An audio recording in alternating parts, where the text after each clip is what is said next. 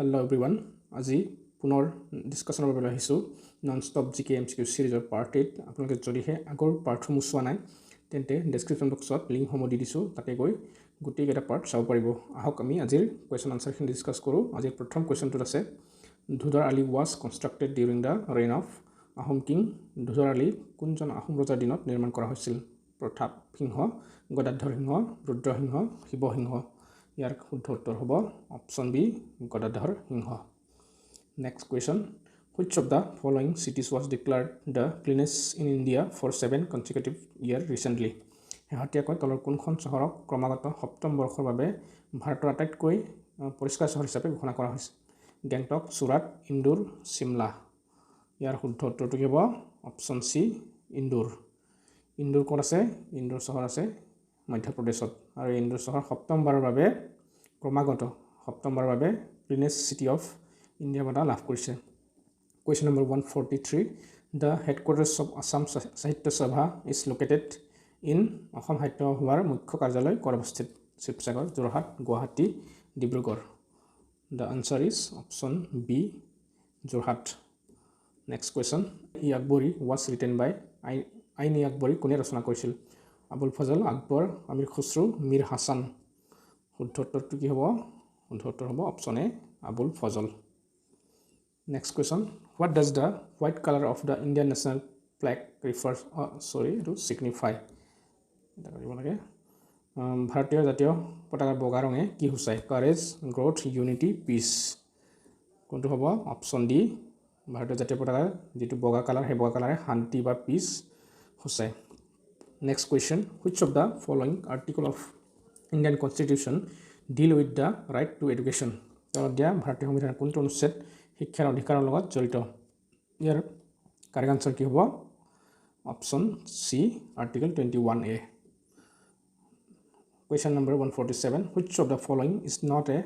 recognized national political party as on 2024 2024 চন অনুসৰি তলৰ কোনটো স্বীকৃতিপ্ৰাপ্ত ৰাষ্ট্ৰীয় ৰাজনৈতিক দল নহয় আম আদমি পাৰ্টি CPIM বহুজন সমাজ পাৰ্টি অল ইণ্ডিয়া তৃণমূল কংগ্ৰেছ শুদ্ধ উত্তৰ হ'ব অপচন ডি এটো সময় চেঞ্জ হৈ থাকে আৰু 2024 চন অনুসৰি অল ইণ্ডিয়া তৃণমূল কংগ্ৰেছ কি নহয় এটো ৰাষ্ট্ৰীয় ৰাজনৈতিক দল নহয় এটো এটা ষ্টেট পাৰ্টি হয় 148 শ্ৰীনিবাস ৰামানুজন was a শ্ৰীনিবাস ৰামানুজন আছিল এজন mathematician astrologer astronomer physician the correct answer is mathematician বা গণিতজ্ঞ শ্ৰীনিবাস ৰামানুজন এজন গণিতজ্ঞ আছিল next question the currency of Kuwait is কুৱেইটৰ মুদ্ৰা কি ডলাৰ দিৰহাম ৰিয়াল দিনাৰ ইয়াৰ শুদ্ধ উত্তৰ হ'ল অপচন ডি দিনাৰ কুৱেইটি দিনাৰ বুলি কয় আৰু এই কুৱেইটি দিনাৰ one of the most expensive currency হয়টো দিনাৰ কুৱেইটি দিনাৰৰ ভ্যালুটো বহুত বেছি হয় ভাৰতৰ টকাতকৈ ৰুপিছতকৈ বহুত ইয়াৰ মূল্যটো বহুত বেছি হয় next question গগনা an assamese musical instrument is made from গগনা নামৰ অসমীয়া বাদ্যযন্ত্ৰবিধ কিহেৰে তৈয়াৰ কৰা হয় প্লাষ্টিক বাফেলো হৰ্ন বেম্বো টিকুট ইয়াৰ শুদ্ধ উত্তৰ হ'ব option C next question the first edition of the mission Vasundhara a flagship scheme undertaken by the government of Assam was launched in Assam চৰকাৰৰ দ্বাৰা পৰিচালিত এক প্ৰধান আঁচনি মিছন বসুন্ধৰাৰ প্ৰথম সংস্কৰণ কেতিয়া আৰম্ভ কৰা হৈছিল ইয়াৰ কাৰেক্ট আনসাৰ কি হ'ব correct answer is option B 2021 চনত মিছন বসুন্ধৰাৰ প্ৰথম সংস্কৰণ আৰম্ভ কৰা হৈছিল আৰু 2022 চনত মিছন বসুন্ধৰা 2.0 এটো লঞ্চ কৰা হৈছিল আৰু ৰিসেন্টলি মিছন বসুন্ধৰা 3.0 2024 চনৰ অক্টোবৰ 20 তাৰিখে এটো লঞ্চ কৰিছে mission Basundhara 3 question number 152 which gas is used as fire extinguisher কোনটো গ্যাস অগ্নি নিৰ্বাপক হিচাপে ব্যৱহাৰ কৰা হয় carbon dioxide oxygen nitrogen helium the correct answer is option A carbon dioxide next question largest buddhist monastery in India is located at ভাৰতৰ বৃহত্তম বৌদ্ধ মঠটো ক'ত অৱস্থিত টাৱাং গেংটক লাডাখ ধৰ্মশালা শুদ্ধ উত্তৰ হ'ল অপচন A টাৱাং question number 154 main camp is the autobiography of Mein Kampf নামৰ আত্মজীৱনীখন কাৰ হয় Abraham Lincoln Vladimir Lenin Adolf Hitler Benito Mussolini শুদ্ধ উত্তৰ হ'ল চি এডলফ হিটলাৰৰ আত্মজীৱনীখনৰ নামটো আছিলে Mein Kampf Question number 155 Which of the following has not been conferred Sangeet Natak Academy Awards recently শেহতীয়াকৈ তলৰ কোন গৰাকী ব্যক্তিক সংগীত নাটক একাডেমী বঁটা দিয়া হোৱা নাই মেঘৰঞ্জনী মেধি লক্ষশিৰা দাস তৰাৱতী বৰী গায়ত্ৰী মহন্ত শুদ্ধ উত্তৰ কি হ'ব অপশ্যন ডি গায়ত্ৰী মহন্তক এইটো ৰিচেণ্টলি দিয়া হোৱা নাই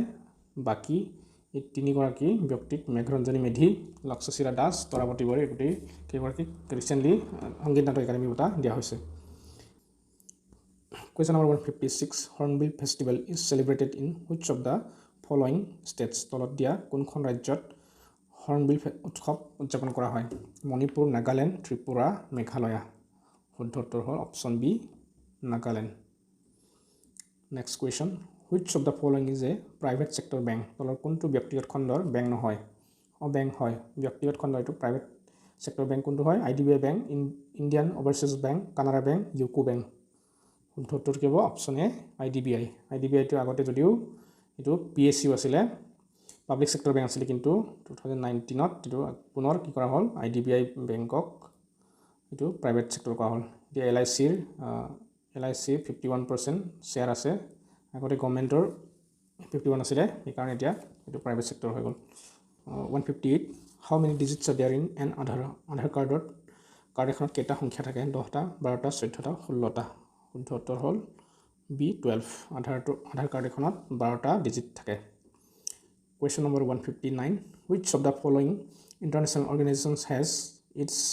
headquarters in Kathmandu Nepal তলৰ কোনটো আন্তঃৰাষ্ট্ৰীয় সংস্থাৰ মুখ্য কাৰ্যালয় নেপালৰ কাঠমাণ্ডুত অৱস্থিত ASEAN BIMSTEC SAARC SCO ইয়াৰ শুদ্ধ উত্তৰ হ'ল SAARCৰ মুখ্য কাৰ্যালয় নেপালৰ কাঠমাণ্ডুত অৱস্থিত Next question Who was the first woman president of the Assam Sahitya Sabha Assam সাহিত্য সভাৰ প্ৰথম মহিলা প্ৰেসিডেন্ট সভাপতি কোন আছিল নিৰ্মল প্ৰভা বৰদলৈ মামনি ৰয়ছম গোস্বামী নলিনী বালা দেৱী চন্দ্ৰপ্ৰভা শইকীয়ানী ইয়াৰ শুদ্ধ উত্তৰ হ'ল অপশ্যন সি নলিনী বালা দেৱী প্ৰথম মহিলা প্ৰেসিডেন্ট অসম সাহিত্য সভাৰ আজি পাৰ্ট 2 ত ইমানখিনি কোৱেশ্চনছ আছিল আপোনালোকে যদি হে কোৱেশ্চনছ কেইটা ভাল পালে তেন্তে লাইক এটা কৰি দিব এণ্ড